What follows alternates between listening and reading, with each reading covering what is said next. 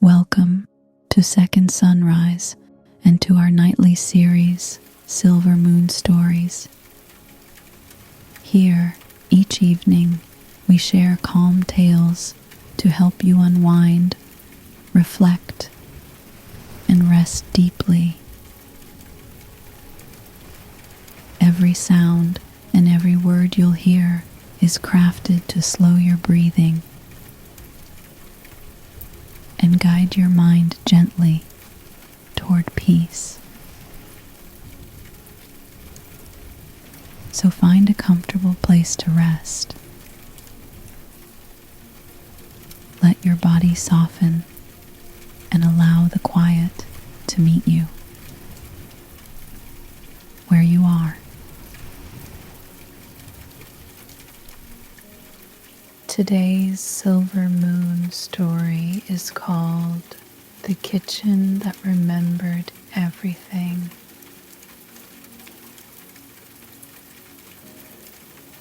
It is evening, and you are walking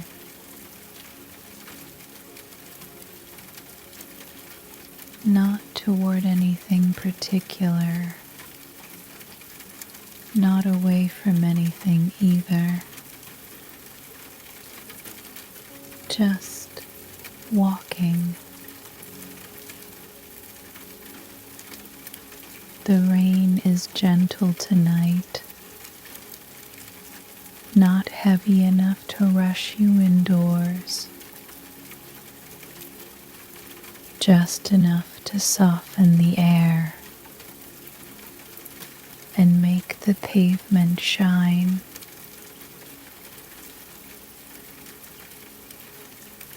Each step sounds different in the wet. A quiet tap, then another. Your shoes leave faint prints behind you, and the rain fills them in almost immediately, as though the street is tidying up as you go.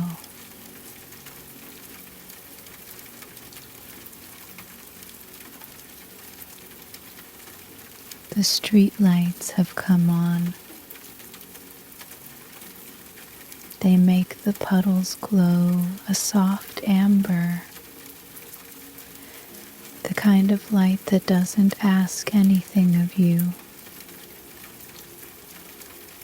It simply falls and finds a surface and stays.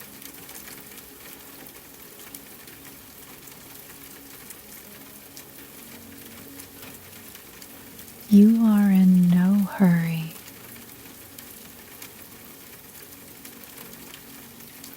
The air smells like wet pavement and something older. Soil, maybe. Or stone that has been warm all day and is only now letting go of its heat.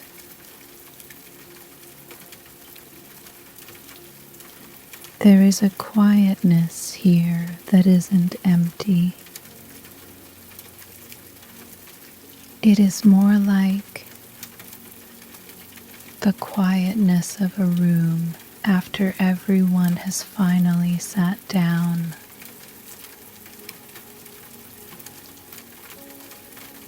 The kind that says, all the arriving is done.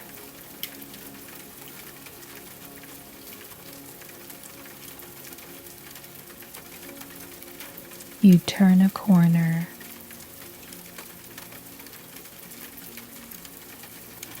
and there it is.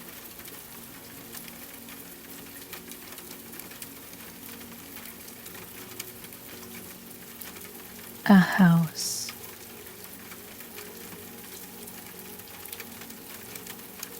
Not grand, not new,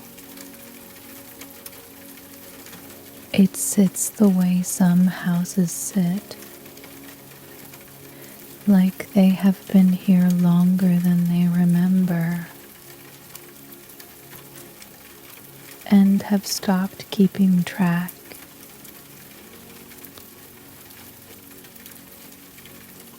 It is not your house. Not exactly.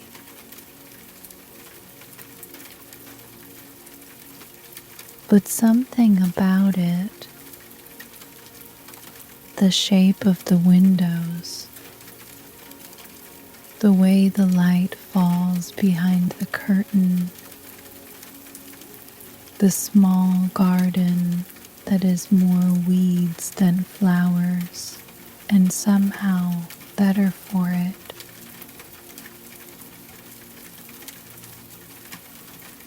Something about it feels like a place you have known.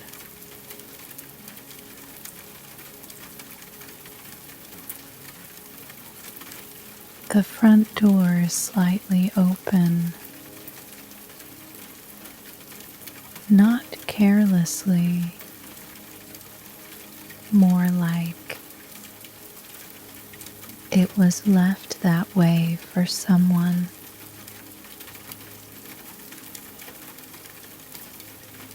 Warm light spills out in a soft stripe across the step. It reaches just far enough to meet the rain.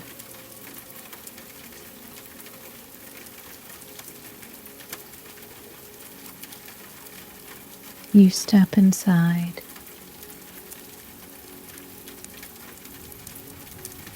The warmth reaches you before you even close the door.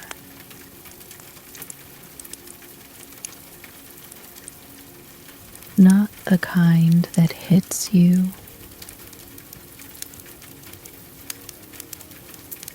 the kind that finds you.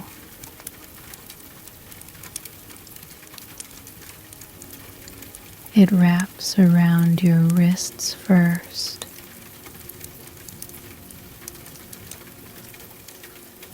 then your shoulders, then settles across your back like a hand that has been waiting.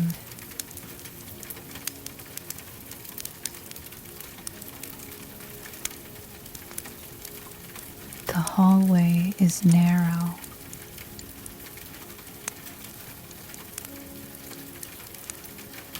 The floor is wooden and slightly uneven.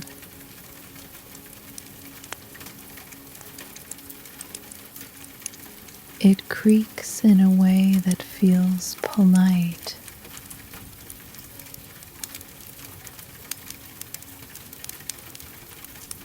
As though it is announcing you gently to the rest of the house.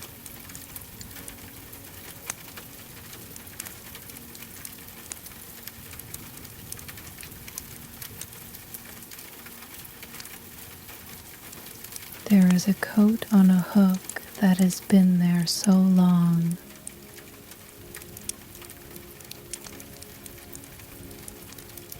The hook has curved to match it.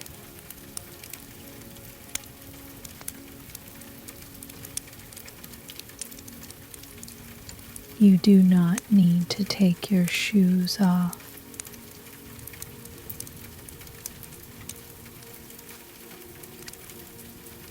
But you want to.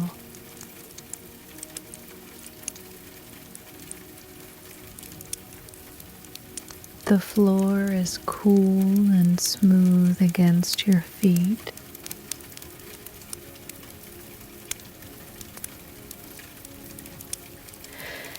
And something in you remembers.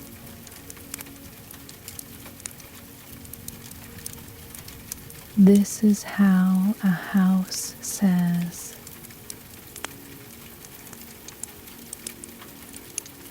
You belong here.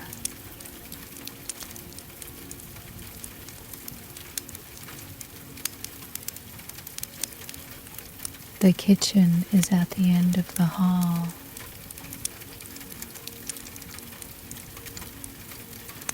You knew it would be, not because you have been here before, but because kitchens like this one are always at the heart.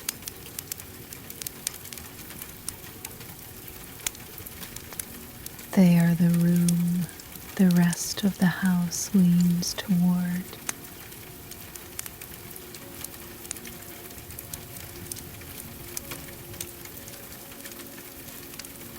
The light is low and kind. A single lamp on the counter. The kind with a shade that has gone slightly golden with age.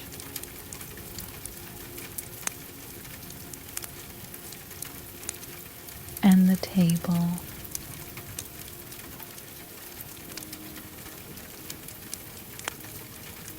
It is wooden,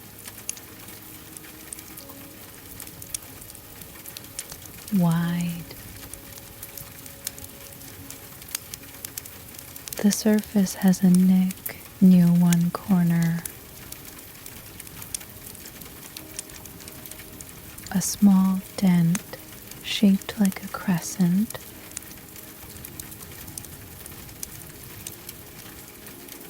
As though someone once set something down a little too firmly.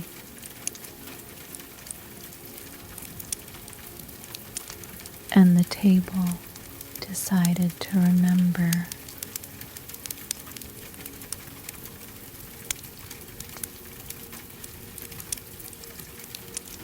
There is a mug on the table.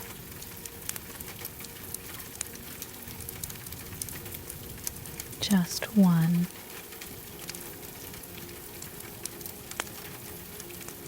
It is still warm.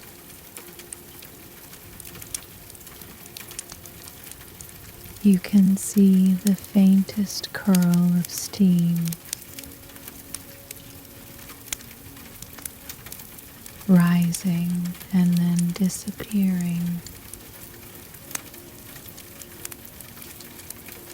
as though the warmth is offering itself to the room and asking for nothing back.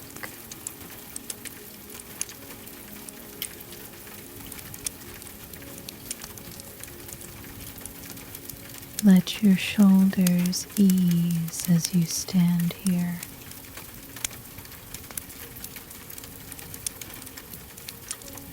Let the weight in your arms soften. The kitchen does not ask you to do anything.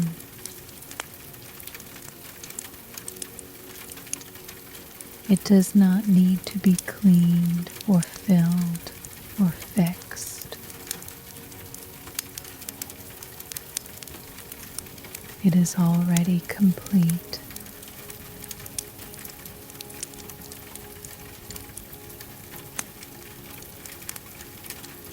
You pull out a chair. It scrapes against the floor with a sound so familiar. It almost has a name.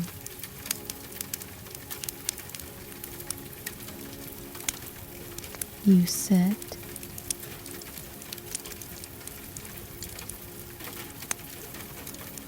And the kitchen. It begins to remember.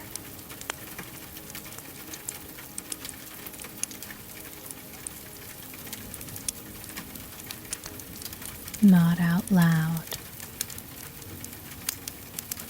Not with pictures or dates. It remembers the way old houses remember. in textures, in warmth, in the way the air feels when it has held something for a very long time.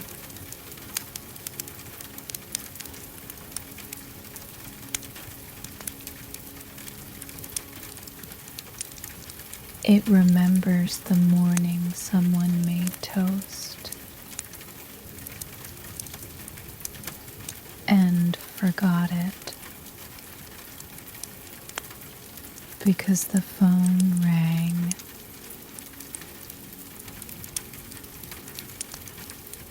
The small, sharp scent of bread just past golden, and the sound of someone laughing about it after. I always forget. You always do.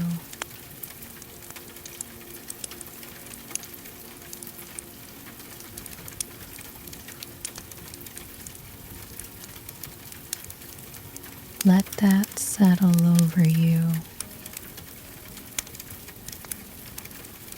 not as a loss, just as a warmth that still has shape.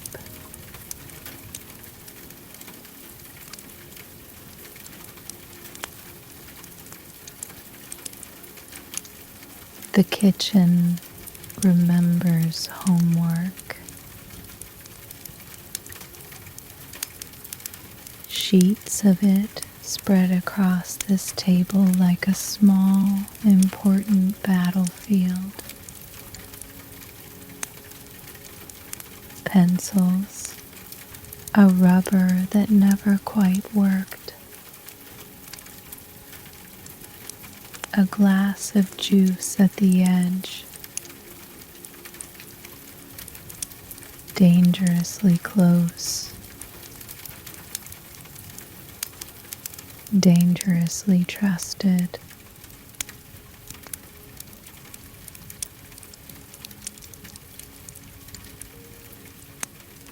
And the one who sat beside all that homework,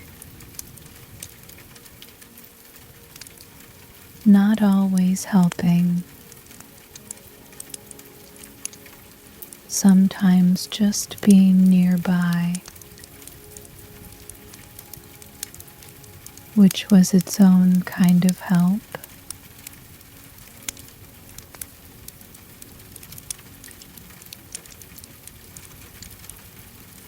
If any of those years still rest across your shoulders tonight, let them ease. They have been carried far enough. The kitchen holds them now.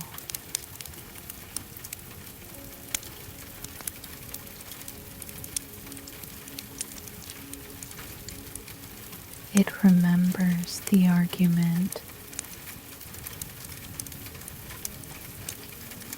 not the words.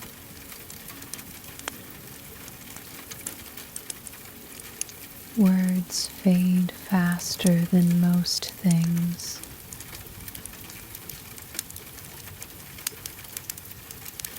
But it remembers the tension in the air, the way the light seemed to pull back slightly, and then the laughter, the unexpected laughter that came like rain after a long, dry spell.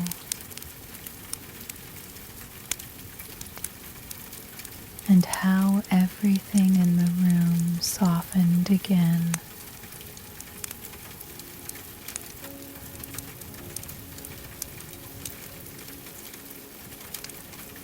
Arguments in a kitchen like this one They don't scar the walls, they season them.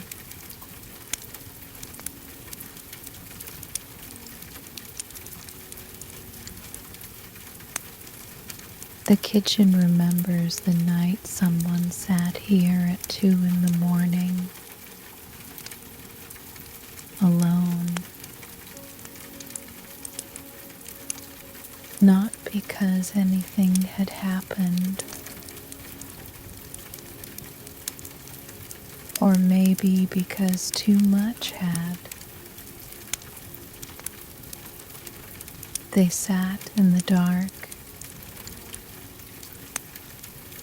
with just the hum of the fridge for company,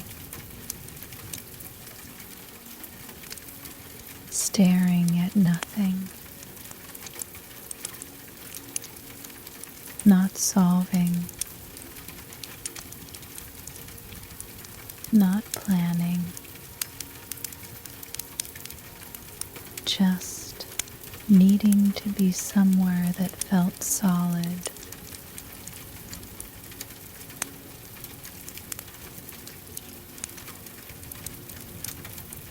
And the kitchen was solid.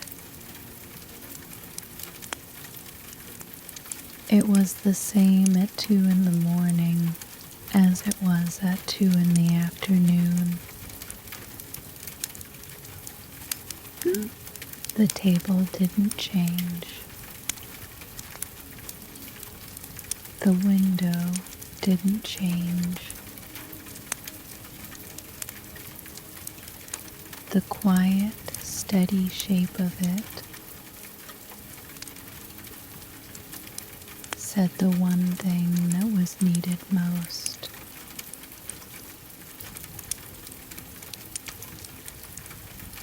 You are not alone in this.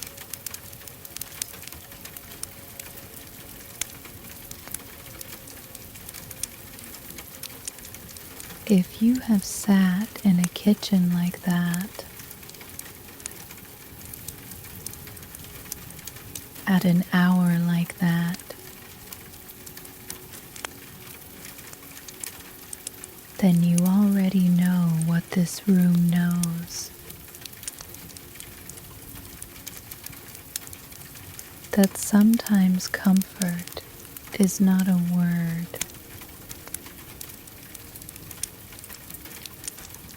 It is a surface, a floor beneath your feet, a mug that fits your hand.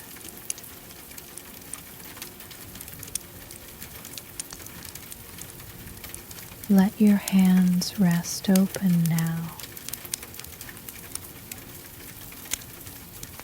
Palms soft,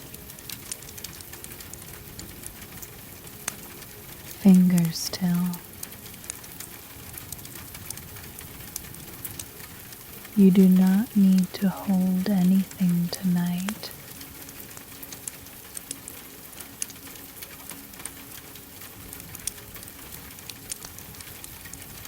The kitchen remembers mornings, the early ones, before anyone else was up, when the light came in low and white through the window above the sink, and the whole room felt like it belonged to you and you alone.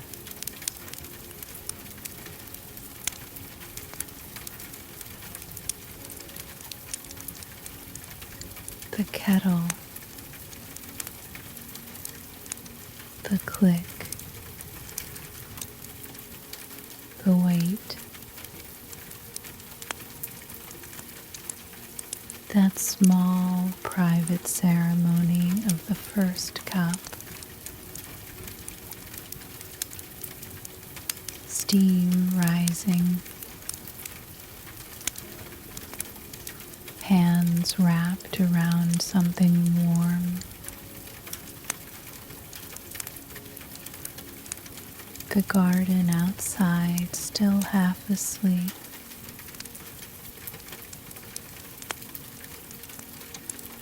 Those mornings weren't events. No one would write them down, but they held you, and you held them, and somehow they became the truest part of the day.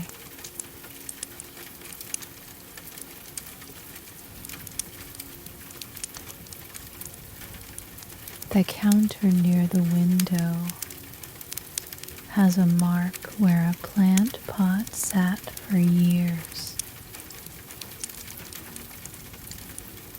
A pale ring on the surface, like a watermark on an old letter. The plant is gone now, but the ring remains, and the counter doesn't seem to mind. It holds the shape of what was there, the way a pillow holds the shape of a head after sleep.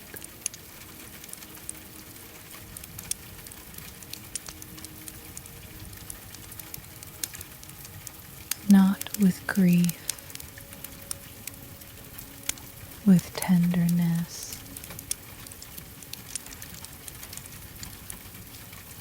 Let that tenderness settle into your chest now.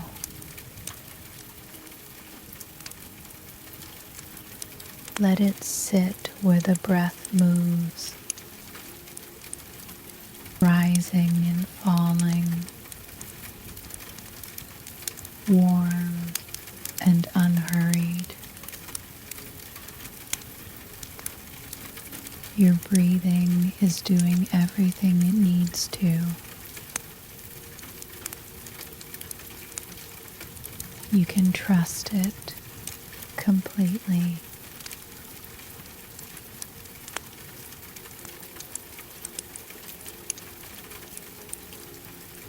The kitchen remembers the recipes that were never written down.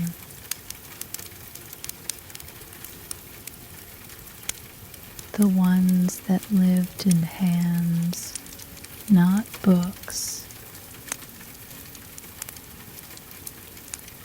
A pinch of something,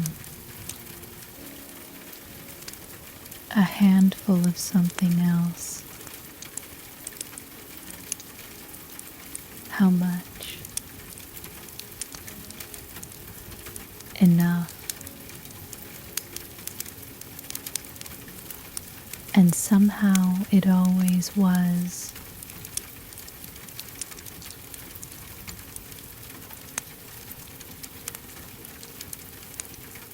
Those meals weren't measured. They were felt. The way music is felt before it is understood.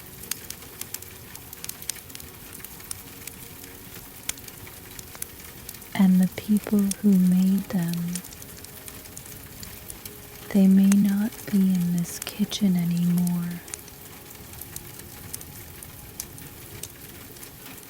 but the kitchen holds the shape of their hands. It holds the rhythm of their stirring. It holds the steam and the patience and the particular way they wiped the counter after. Always the same corner first.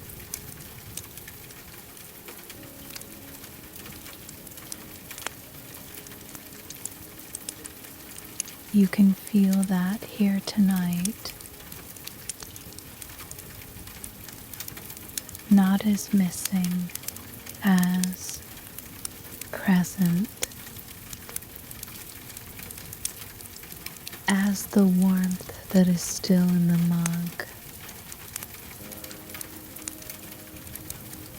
even though no one poured it just now.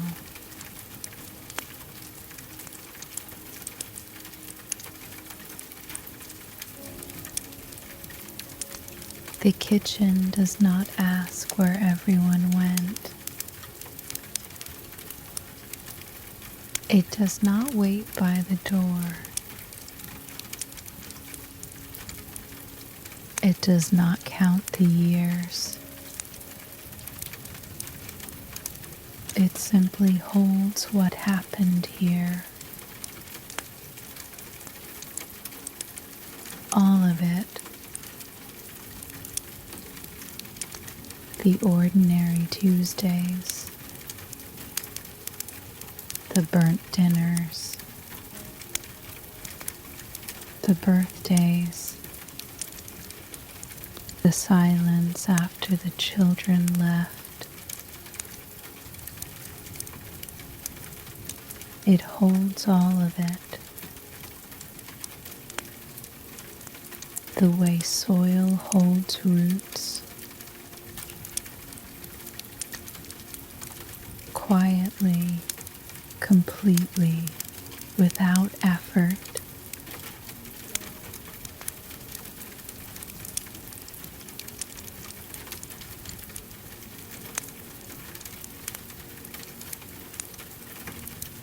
After a while you stand,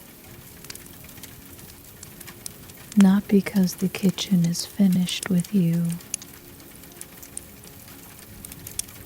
but because the hallway is calling gently. The way a house calls when it wants to show you something. Not with urgency, but with an open door.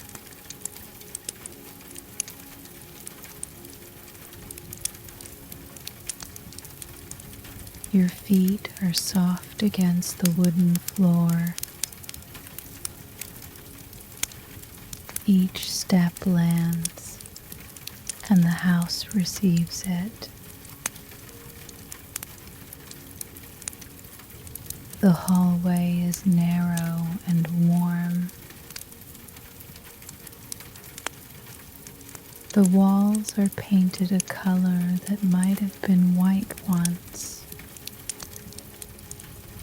and has since become the color of years. A soft, patient cream. And there, on the doorframe, pencil marks, thin lines at different heights, some with dates, some with initials, some with nothing at all, just a line and the faith that someone would remember who it belonged to.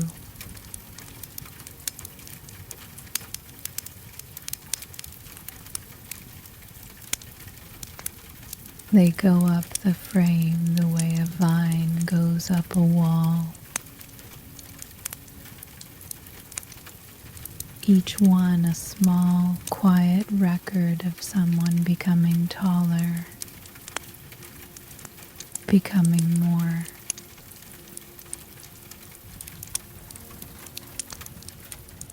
You don't need to read them. You can feel them.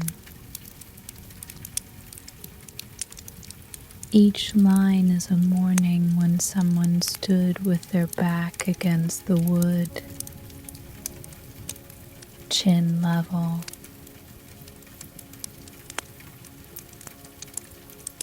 And someone else set a book on their head and drew a mark.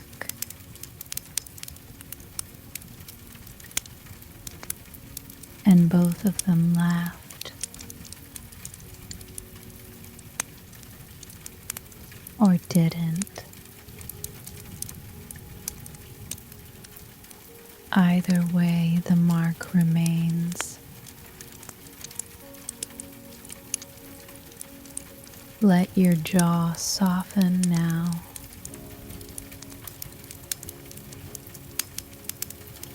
Let the space around your eyes widen. You are not reading anymore. You are not looking for anything. You are just passing through.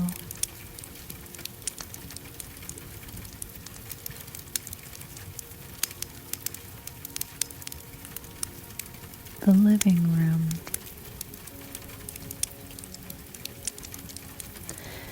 It is small and full in the way that old living rooms are full. Not cluttered, just furnished by years rather than by a shop.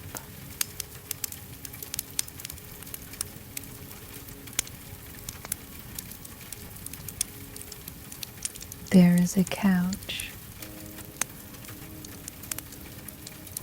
It has a dent in one cushion.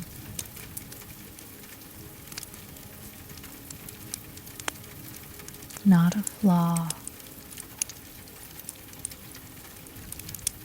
A record.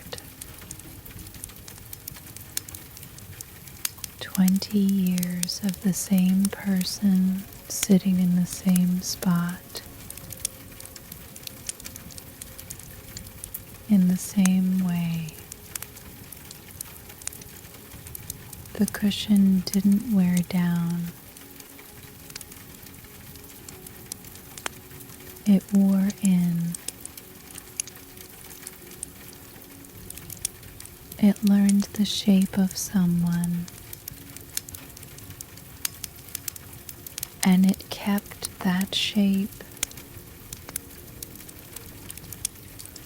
even after they were gone.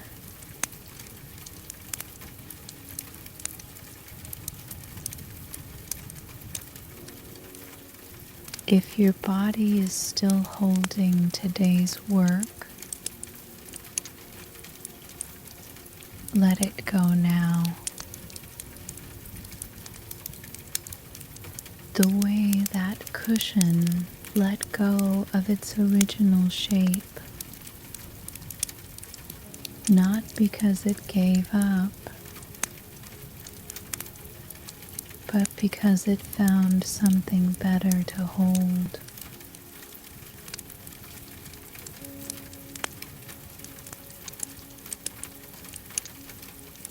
There is a window in this room that rattled in the wind. Everyone knew about it. No one ever fixed it. It became part of the house the way a loose floorboard becomes part of a house, or a door that only opens if you lift it slightly, or a tap you have to turn just so.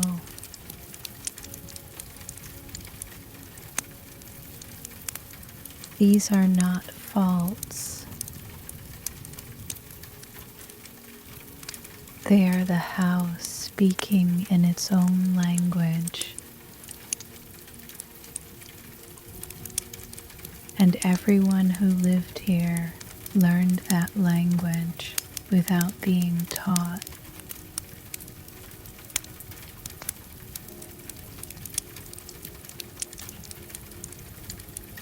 You are resting inside that language now.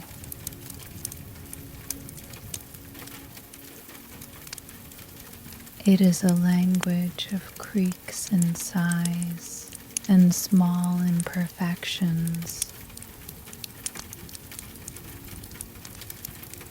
And it says, everything here has been touched by someone who cared enough to stay.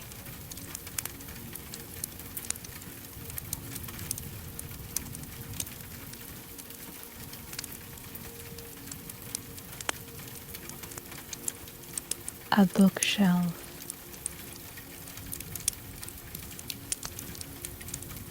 The books are not arranged in any order. They are arranged by time. The ones that arrived first are at the bottom.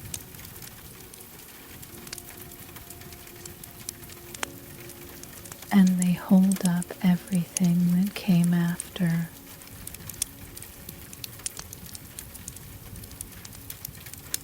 Some have cracked spines.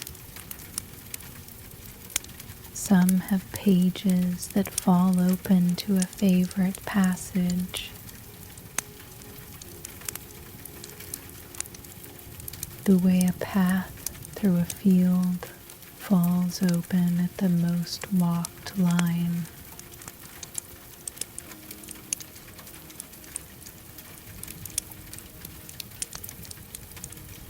One has a bookmark that is just a receipt, a grocery list from a Tuesday that no one remembers.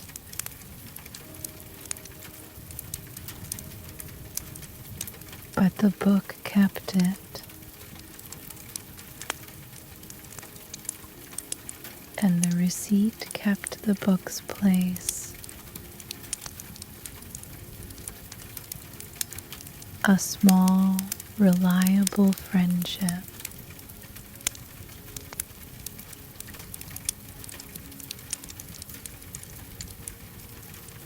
Let your breathing settle deeper now. Let each exhale take a little more with it.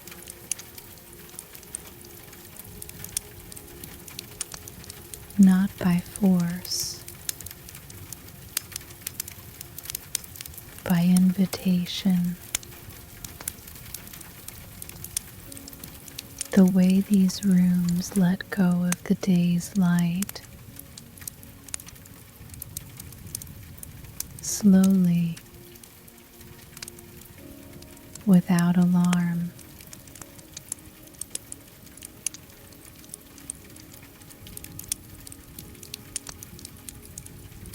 The bedroom.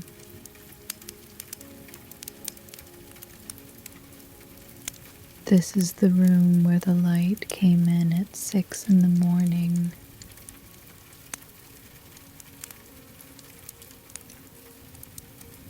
Not harshly.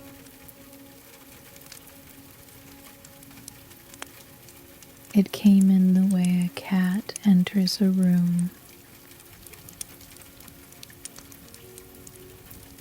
Finding the warmest spot on the floor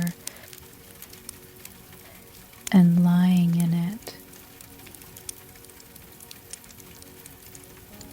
without asking.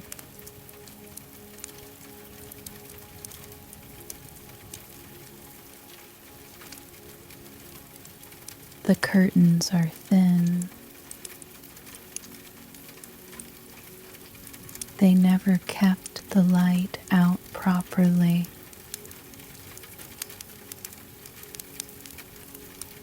but that was the point. The light was welcome here. It was what told you the night was over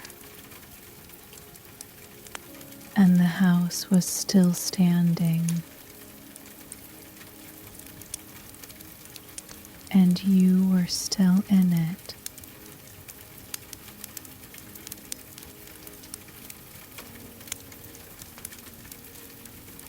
The bed is made simply.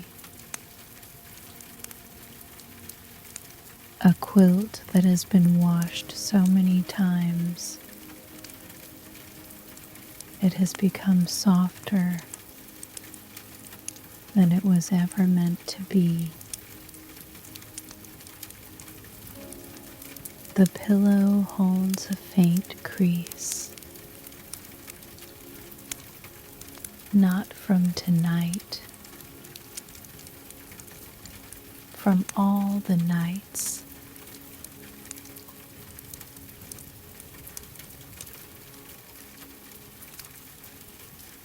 Let your body feel the echo of every bed that has ever held you.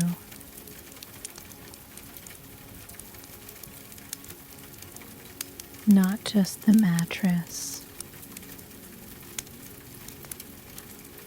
the holding, the way a bed says,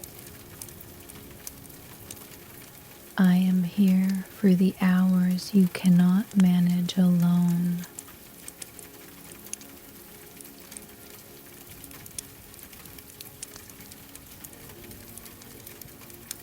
There is a bedside table with a glass of water and a book. The glass is half full. The book is open, face down. The way books are left by people who fall asleep mid-sentence.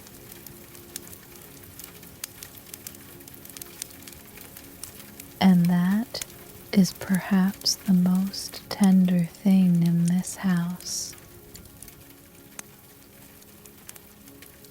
A person so at ease they could let go of a story without finishing it and trust they'd find their way back.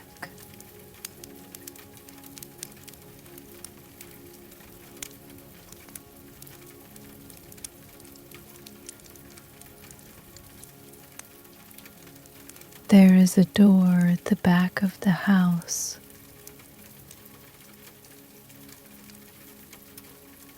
You open it, and the garden is there.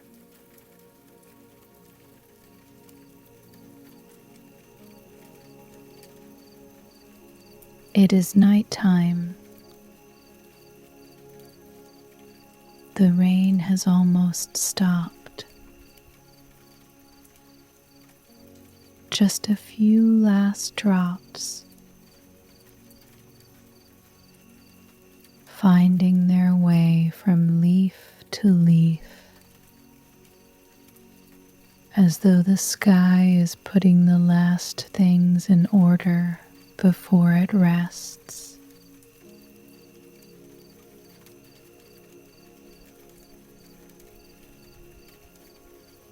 The air is clean. It has that particular softness, the way air only feels after it has rained,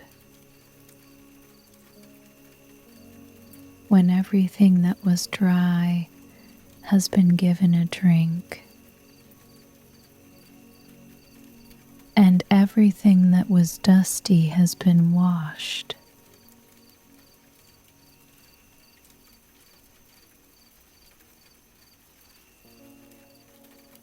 There is a bench. It is wooden, simple. It has been out here through every season, and it shows. But it is steady. The way things become steady when they stop resisting the weather and simply let it come.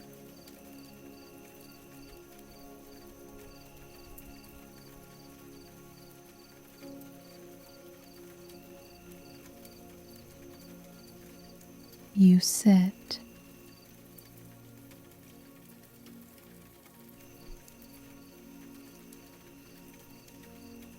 Let your whole body settle now.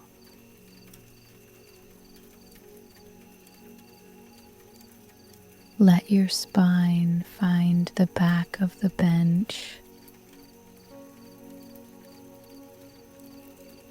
Let your arms rest at your sides. Let your feet be still against the cool ground.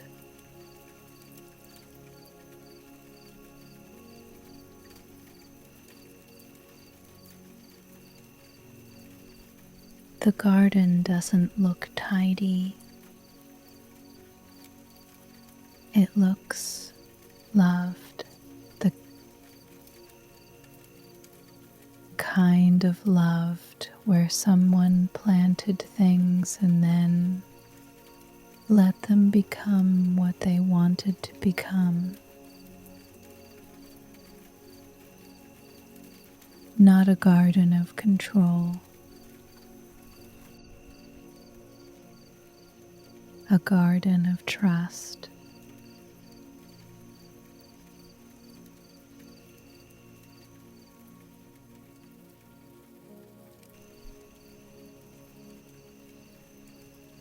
The house is behind you now. Its windows are warm. Its light falls softly across the grass. And from here, you can feel it. The house does not mind that you left.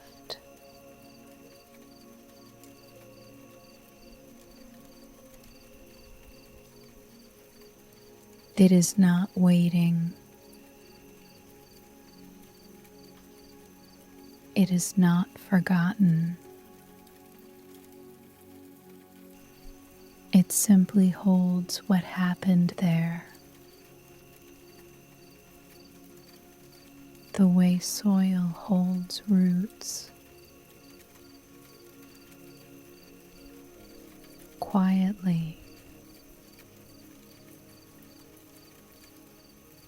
Completely,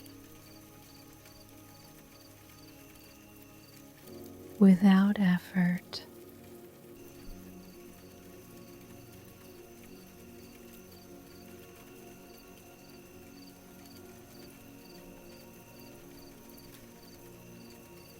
You can come back to this kitchen whenever you need to.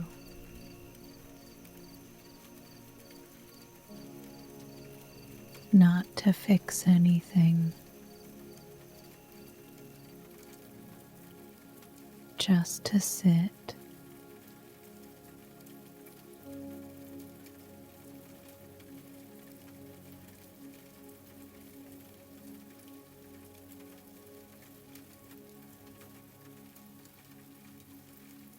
You are back inside.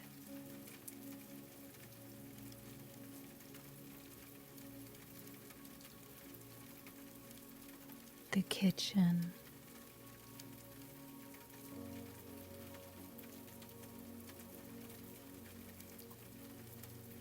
the chair.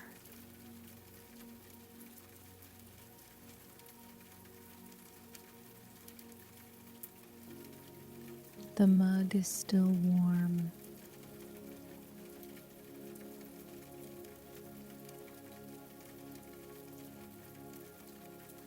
The house is breathing around you, slowly,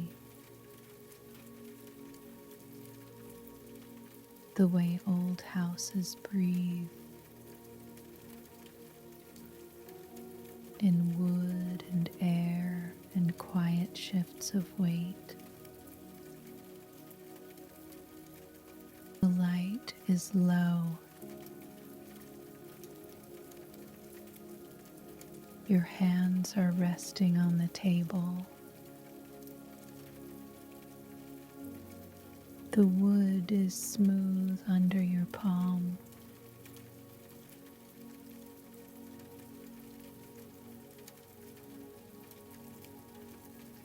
Let your eyes close if they haven't already.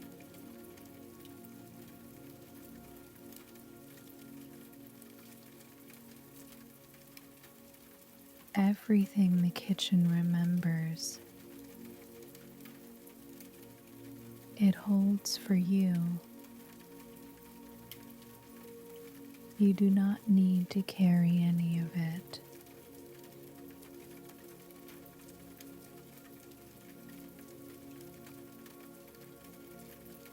It is already held.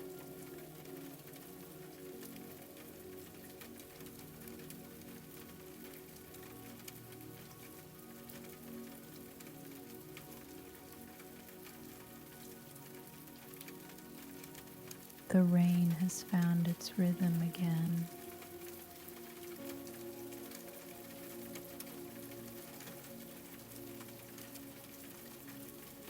A faint, steady hush.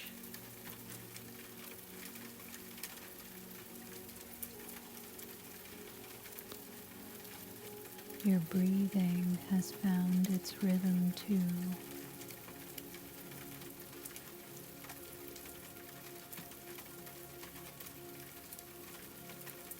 You do not need to follow it. It knows the way.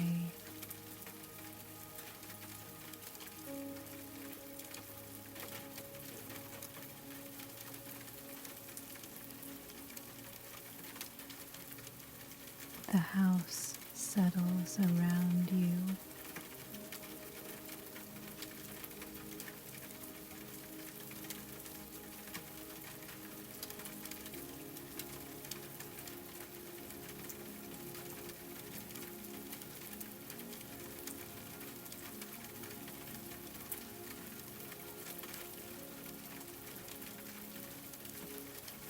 The table is steady beneath your arms.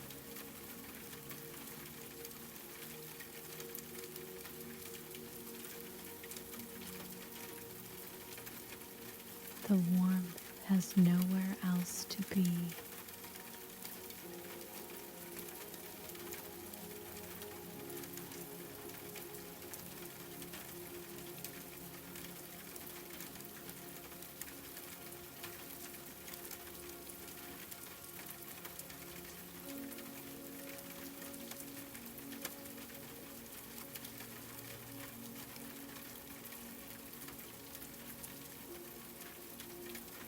You are not holding anything.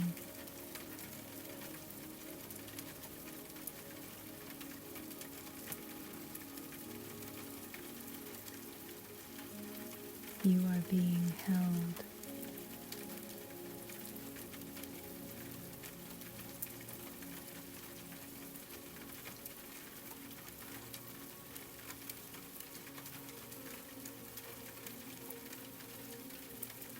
Already